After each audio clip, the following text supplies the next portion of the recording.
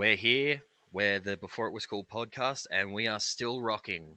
1 week later from the last one where I was talking AC/DC with Tom, we are talking the Red Hot Chili Peppers, Tom's personal Yay! favorite band. And don't get me wrong, I love the Chili Peppers as well. They're one of the ones on my bucket list that I still need to see live. Um, and yeah, like, so yeah. So how you doing, Tom? I'm pretty good, but I'm Tom on Treads. You're Shakey Jay, and this is episode 26.2. I actually really like that. That was well done. I like that reverse intro where I start talking and then you kind of did that. No, I like that. I thought it was really cool. You did the entire intro without fucking up, but you didn't even do the three most important bits. Well, I said it's the Before It Was Cool podcast. I didn't say our nicknames or the episode number. I never say the episode number. True, That's your you thing. don't. That is my thing. There you go. It all just blows into one big shit talk for me. Oh, God. Yeah, we're talking about my favorite band this week, and some of my opinions on that band are like people that call themselves hardcore fans of any band have to be able to recognize that a band is good and sometimes a band is shit. And yeah, I can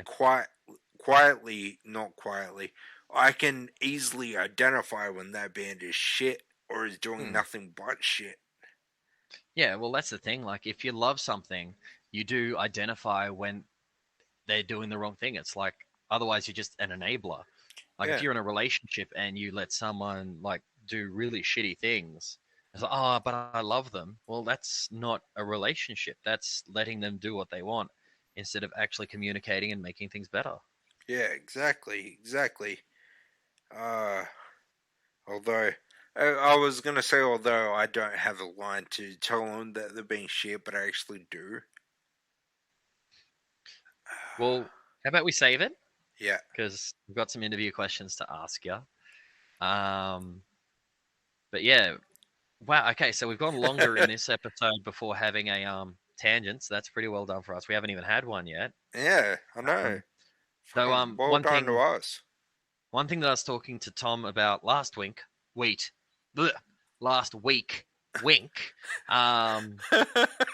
was yeah, I got there in the end. Was about us actually doing a top 10 video that was top 10 before it was cool tangents.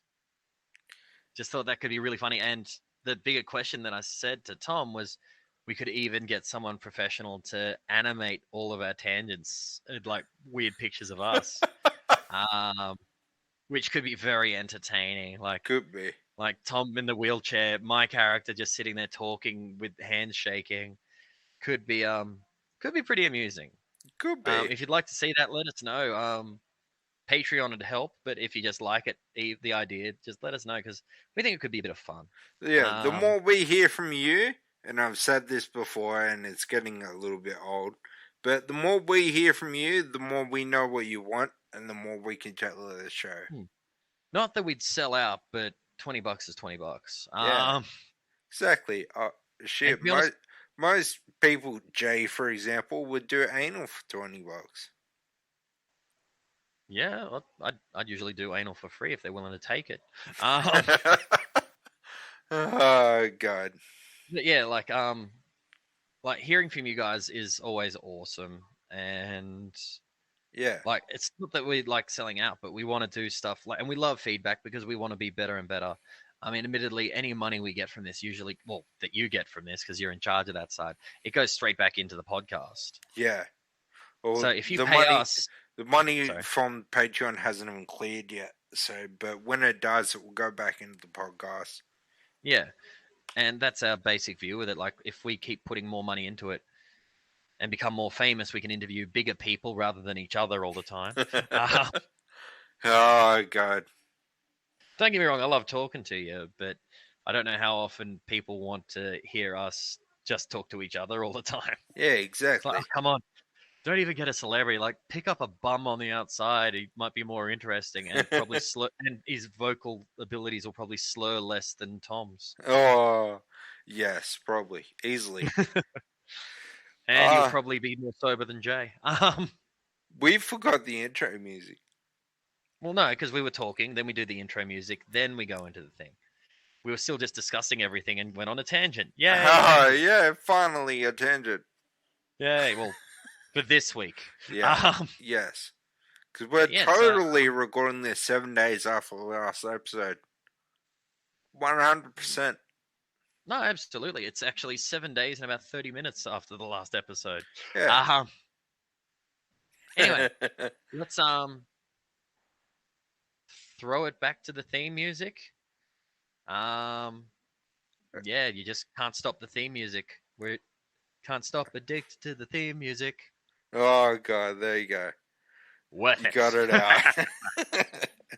Here we go. It was either that or for those about the theme music, we salute you. But I thought Can't Stop would be a bit more fun. Oh god. Anyway, hit play. This next jam goes out to my man Tom.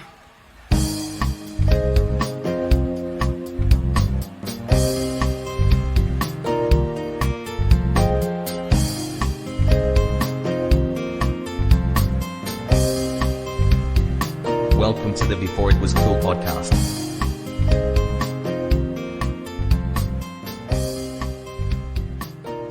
And welcome back to this episode, and we are talking about a band that I have somewhat of an emotional connection to, a physical connection to, and absolutely everything else. I just yeah. I think starting this part of it, Tom, I think you should talk about your big experience with the Chili's. Yeah. One time when I was 18, I got drunk and had sex with all... Oh, no, not that time. Yeah, because we know for a fact that at 18 you weren't having sex. You were a good little boy. Yeah, exactly. I waited till marriage. Problem is, then he didn't stop. 2 kids. No, the experience that Jay's alluding to is when I was 17, I got a silent affirmation wish because of my disorder and because I was given a pretty much an end date of my life, which I've surpassed. But you're still beating, you stubborn bastard. Yeah, I know, I've surpassed and left it in the dust. I mean, I'm pretty sure that the funeral speech I've written for you has been eaten by silverfish because you've lasted so long. Fucking bastard. Exactly. But so I got a silent affirmation wish, and my wish was to meet Flea, specifically Flea, because I was a bass player, or I still am, but I haven't played in a while. But my wish was to meet him, get a replica of his bass from the 90s, which was an Erna Ball Stingray, and get a bass lesson from him. The problem was when I was 17, they had just toured in 2006, maybe 2007, I can't remember. I was at that tour and I still can't remember. But they didn't tour again until 2013 for the I'm With You tour when they headlined the Big Day Out. And that's when my wish got enacted because they just weren't in Australia in that time. So instead of getting a bass lesson from Flea, I got to hang out with the entire band for 2.5 hours backstage at the Big Day Out and just got to talk to them. It was so cool. I've still got a set list framed and hanging in my house. Yeah. And then during the course of the night, they kept asking me what my favorite song was. And my favorite song is from the Blood Sugar Sex Magic era. It was never on the album. It was on the Coneheads. What's the CD compilation? Soundtrack. That's the word. For some reason, the word just flew out of my head. And then later on, the greatest hits, and also what hits I think it was on as well.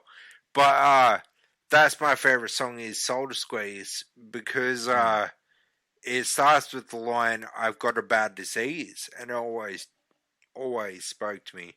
And I said that to him backstage. And then when I was on stage during the course of the night, they had organised it with Ken West, the gig promoter, that I got to sit at the side of stage during their set. So I could clearly see about 55 to 60,000 people at the arena just watching the Chili Peppers play. And they came back, they played By the Way, and then walked off stage. They it came back on for the encore and opened with Higher Ground, the Stevie Wonder cover. Yeah, which is amazing. And then straight after that, on the set list, sat a medley of Danny California and Suck My Kiss. And I was like, oh, okay then, cool, that's going to be awesome. And then they stopped High Ground, and then Anthony got on the mic, and he goes, this next jam goes out to my man Tom. And I'm like, what the fuck? There is video of me going, what the fuck? Like, can literally read my lips saying, what the fuck? And they started playing Soul to Squeeze for me. And I was like, what the fuck? The crowd went fucking mental, and they were shocked by it. Added it to their Big Day Out set list for every subsequent gig after that. Which is pretty beautiful. Yeah. Did you, well, I was going to say, you still have that recording, obviously. Are you going to put that on for, you should put that on at the end of this, so people can actually I might put the dedication on, but dedicate this to my man Tom, I think is what he said. I remember you showing me the audio footage, and yeah, it was really cool. Yeah. Like, I've got the video of it from MTV, but I had to sign a contract saying that I will never publicly release it. Okay. But, yeah, for anyone that is, like, that knows me, I will show you if you want to see it. It's somewhere there. It's just packed away. I know where it is. Yeah. Yeah. But I've got the audio of it as well. Okay.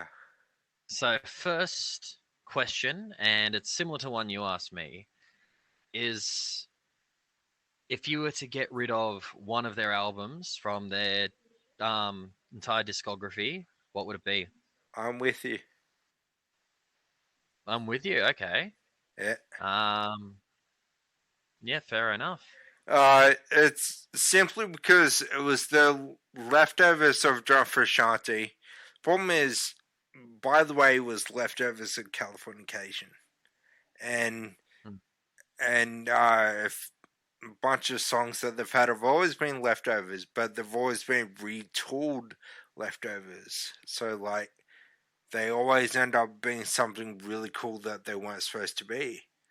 John Frusciante didn't get that chance with I'm With You because he left the band. And Josh Klinghoffer wasn't allowed to change that much of the content. And also he butted heads with Rick Rubin. Like, they did not get along in the studio, reportedly. Which was a part of his unceremoniously ousting from the band because he just didn't get along with anyone. But in my view, Josh is one of the nicest people I've ever met.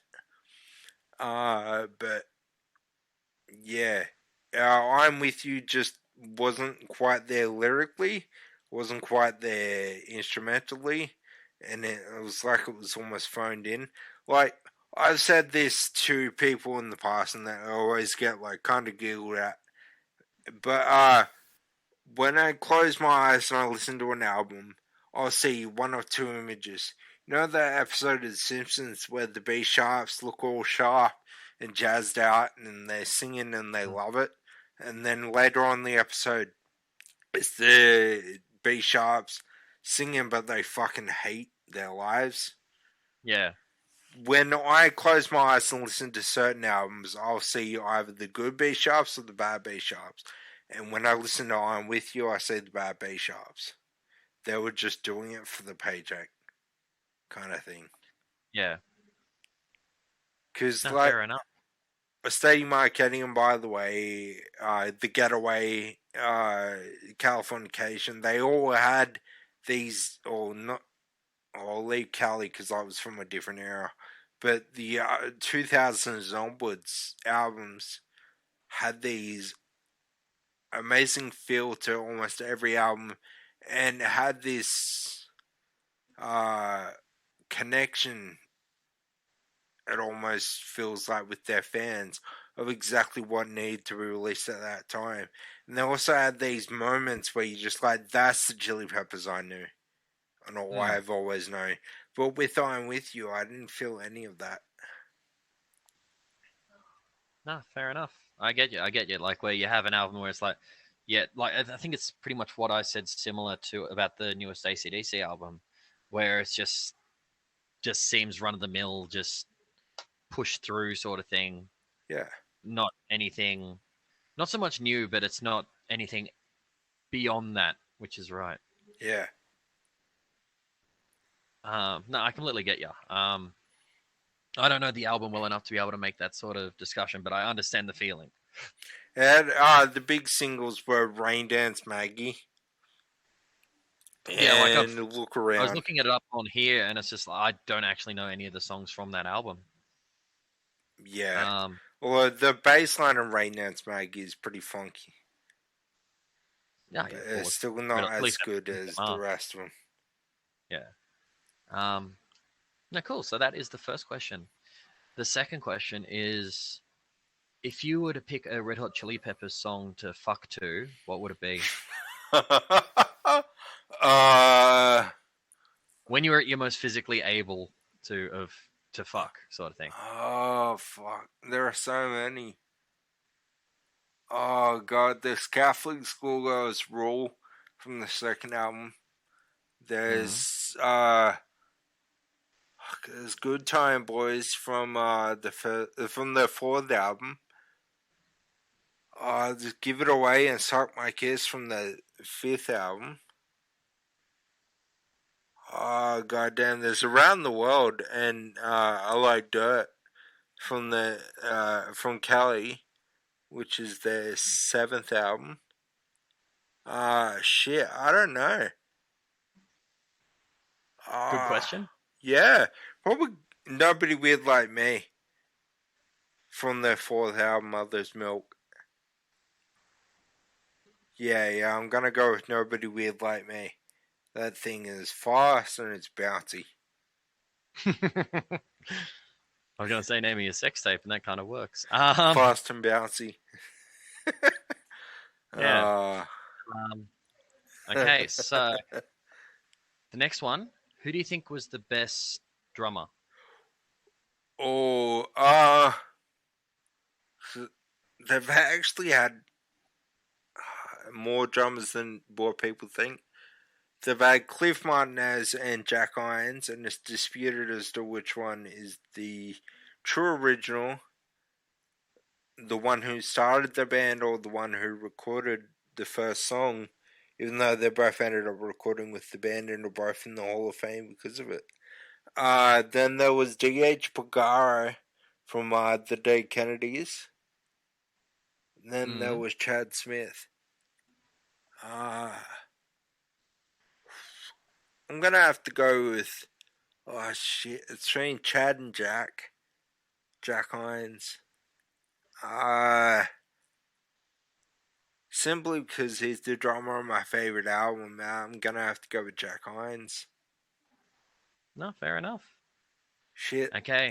That was a tough one. Unless you didn't ask me about the other instruments. No, I thought I'd go. Well, to be honest, there was one other instrument really to ask about, which would be guitar. Yeah. But I thought, you know what, drums are such an important element in a thing. Especially a funk band like them. Yeah. Whereas the lead guitar does kind of fade to the background, especially when you've got two big presence in both Flea and Anthony Kiedis. Yeah. No. No, you don't think so? In the first three albums, Hello Slovak was front and center. Like Anthony almost faded into the background because of it. In their fourth and fifth album, John, he kind of stood out like dog's balls because of the way he acted. And the fifth album, Dave Navarro, you can't miss Dave. Oh, he's a pretty boy standing in the corner. No, it's Dave Navarro. He does stand out pretty well. And then John rejoined the band, and he was the only one wearing clothes. During the Socks on Cox tour? No, just most of the time? that was years before that. That was with the original lineup, the Socks and the Cox tour. Fair enough. That was back in the 80s. No, fair enough. I don't know enough. I just know of it, really. Okay, okay. This one's more of like a trivia one to challenge you on. Yeah. What Nicktoon was Flea involved in? I was going to say Beavis and Butthead, but that's not a Nicktoon. The Wild Thornberrys. Yep, absolutely. He And played who the voice of Donnie. Yeah, I thought you'd get that one. Okay, do you know the person who has played trumpet with the Red Hot Chili Peppers? Well, Flea's played trumpet with Red Hot Chili Peppers. Yeah. That's who I was going for. Okay. That was his original instrument before he became a bass player because his stepdad was a jazz musician. And he just grew up around all that shit. Okay, fair enough. No, like I had a feeling you'd know that sort of thing. I generally prefer the choice sort of moments. Okay, here's a pretty big one for you. Who do you think made the band what it is today? Do you think it'd be Anthony Kiedis or Flea? Oh, fuck. I don't know, because in the 80s, it was Flea. His bass line's what made that band famous. And in the 90s, it was the vocal stylings. Like, can you imagine Under the Bridge or Breaking the Girl or Transcending or Scar Tissue or Other Side or Californication being sung by literally anyone else? It would sound shit. Or Give It Away. It would just sound shit and forced. So, like, it's hard to say, like, in their formative years, it was all about how well Flea was playing the bass, slapping the bass, slapping the bass. Sorry, I was taking a Paul Rudd in that movie. And then, in the 90s, it was all about the vocal styles, and Anthony was front and center because of it. So, I think in different eras, it was both of them, but you can't really discount the fact that they got noticed because of Flea, if you know what I mean. Yeah. So, sorry, indigestion. So I would have to say probably Flea is the more important member, and he's the only member never to be kicked out of the Chili Peppers. No, I get you. Because Anthony got kicked out in the late 90s because of drug use. Never got replaced, but he got kicked out. Yeah. Was it really kicked out or just forced to go into rehab? No, he was kicked out of the band for about 2 or 3 months. They received awards without him and everything, and they were looking for a new vocalist and everything, but they just couldn't find anyone to replace him. Fair enough. Okay. Here's another question. This one's another trivia one. In 1990, what 2 crimes were Anthony Kiedis convicted of? Oh, fuck. 1990s, so that would have been the Sinead O'Connor era. Was it one driving under the influence? No. Oh, fuck. How do I not know this? Shit, you might have actually stumped me on Chili Peppers question. It's rare.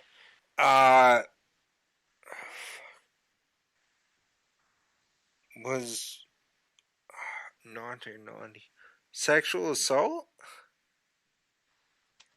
close. Or just assault?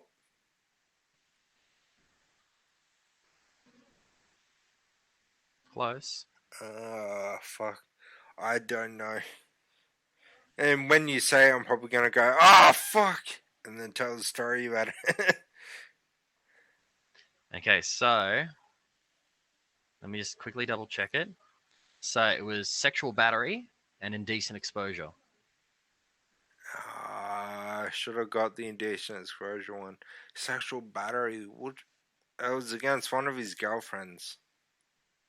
I just can't remember which one. But what did he also acknowledge in scar tissue that would be considered a crime? And it was based in the 80s when it happened. In the book Scar Tissue or the song?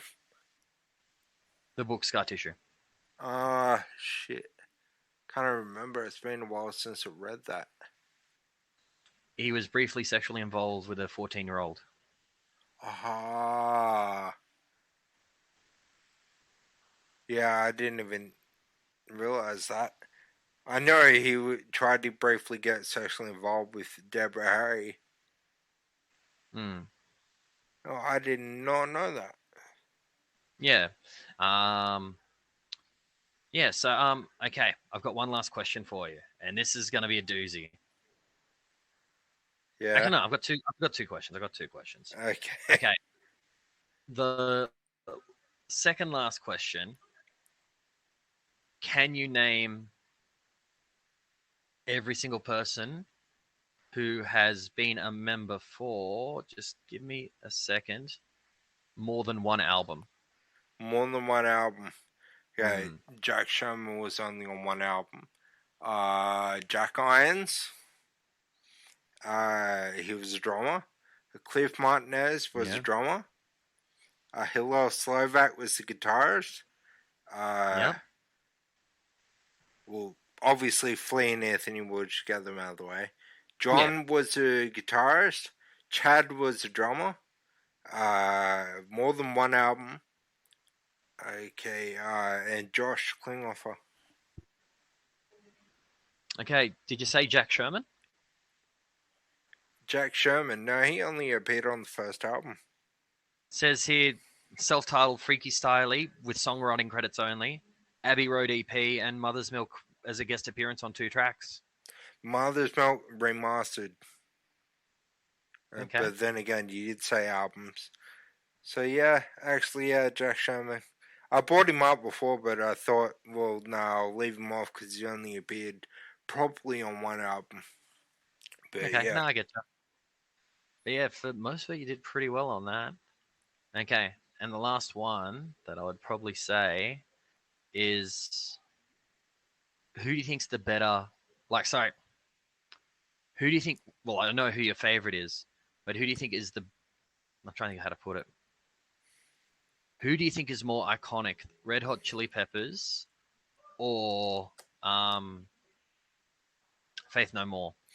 And we're finishing this episode, ladies and gentlemen, because that was a silly question. Faith No More can get fucked. If people don't realize this, there's a war between Faith No More fans and Chili Peppers fans. Faith No More really did a fucking rip off everything about the Red Hot Chili Peppers in the early 90s. If you look at them in the 80s, they were nothing like it. Then Mike Patton joined the band, and then they were nothing like Chili Peppers. Chili Peppers had success, and all of a sudden Mike Patton had long hair and he looked exactly the same as Anthony Kiedis. I don't like Faith No More. And just so people realize, I have a Chili Pepper star tattooed to my wrist. That's how big of a fan I am. I had that artwork in my house at the moment. I have one of 5,000 in the world lithographs of the artwork for The Getaway hanging in my house right now. No, fair enough. Yes.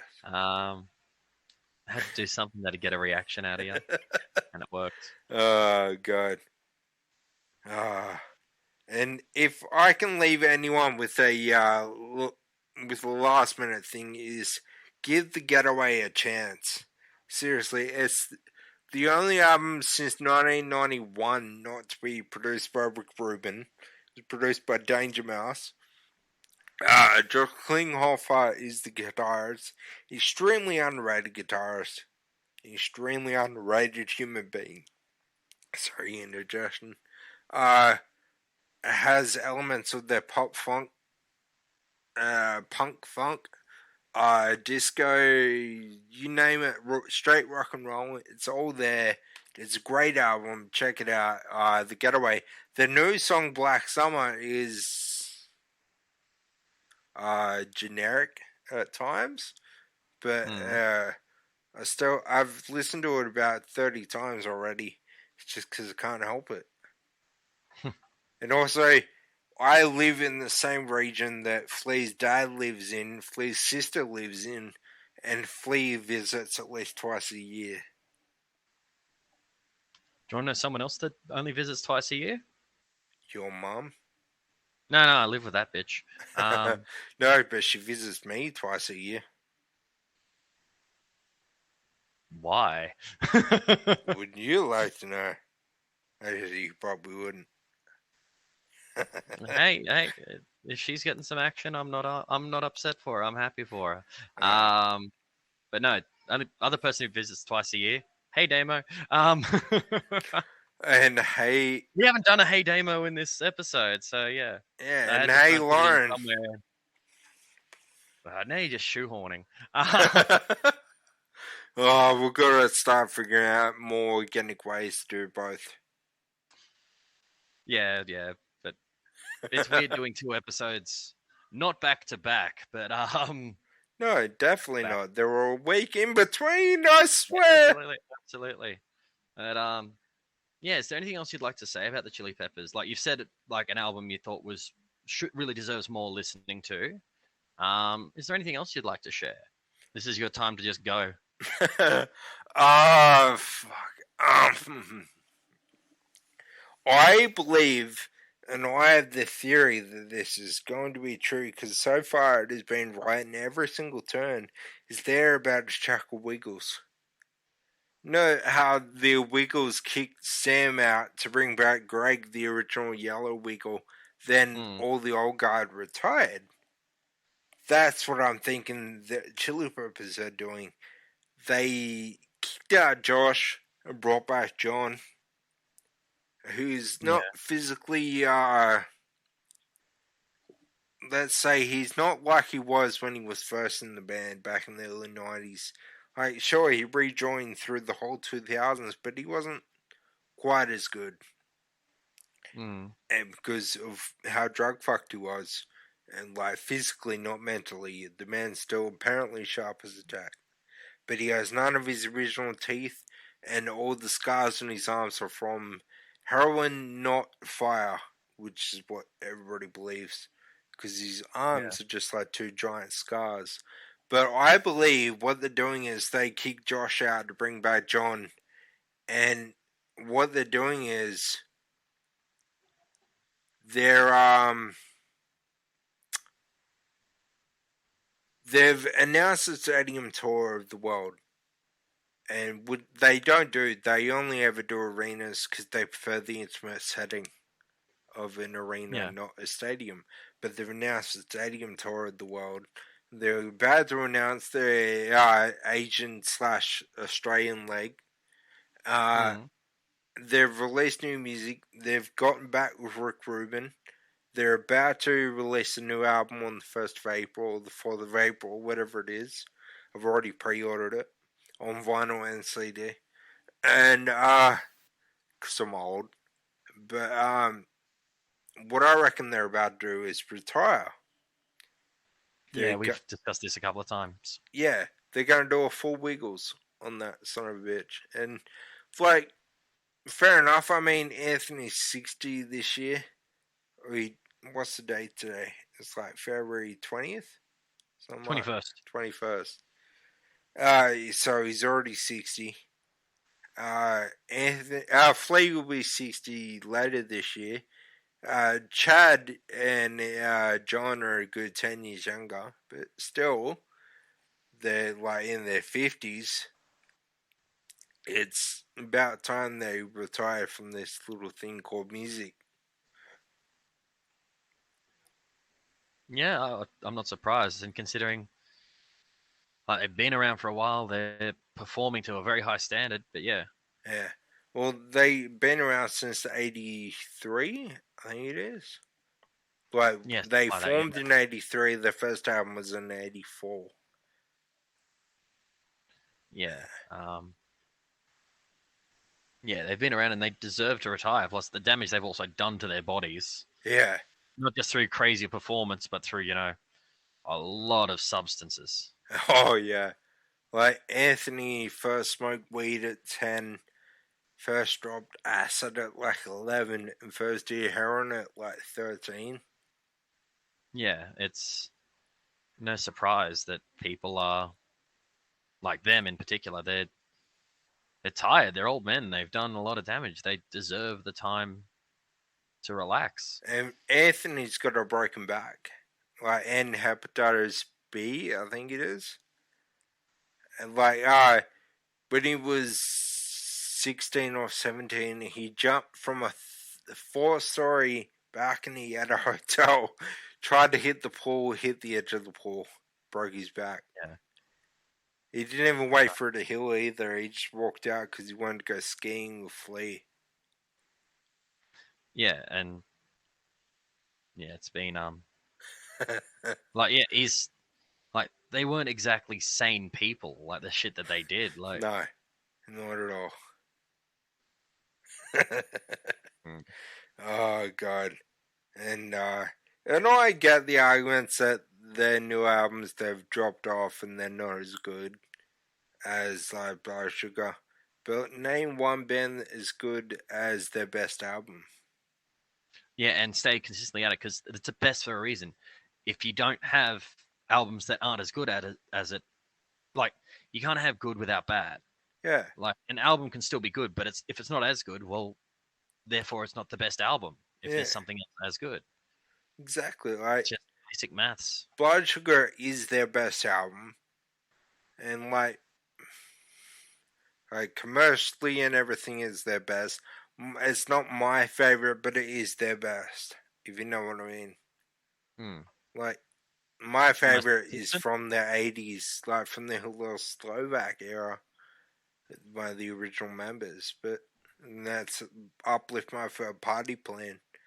But yeah, Blood Sugar is probably the most commercially accessible album. That and Cali. Yeah, Californication was a huge one. Yeah. They had a deep of 1 whole minute, but like between Blood Sugar, Cali, By the Way, Stadium Arcadium, they just had a string of great albums. Or not great albums, but super solid string ones. of solid albums. 2 of them were great. The other 2 were alright. Yeah, so I think that's the end of the episode. Nothing else you want to say? I'm pretty much okay with it. Oh, cool. I'm just making sure you got your stuff done. Yeah. Yeah. Oh, a little tidbit. Do you know, I think it was Jagged Little Pill, the Alanis Morissette album. Yeah, both Flea and Navarro were involved in that, weren't they? Yes, they were the guitarist and the bass player because she was in the studio, sound studios. I think it was that. It was something. But she was in the same recording studio as them. And her session musicians are pulled out. And they were like, do you want us to play? Well, our singer's got... our singer's recording, or he has a metal block at the moment or something. We'll play on your album. And so they went over and played on her album. And do you know who the drummer was? No? Taylor Hawkins from the Foo Fighters. Ah, cool. So that album is the perfect mix of Foo Fighters, Chili Peppers, Jane's Addiction, and Alanis Morissette. It was a pretty big album, Jagged Little Pill. It did really well. Yeah, I know. I just bought it for Taya on vinyl with clear vinyl, which Beautiful. looks so cool. Would have sounded great. Yeah. And her vocals would have been awesome on it. Yeah. It's pretty good. Ah, yeah. That's another little tidbit. Yes, all done now. We're done. Okay.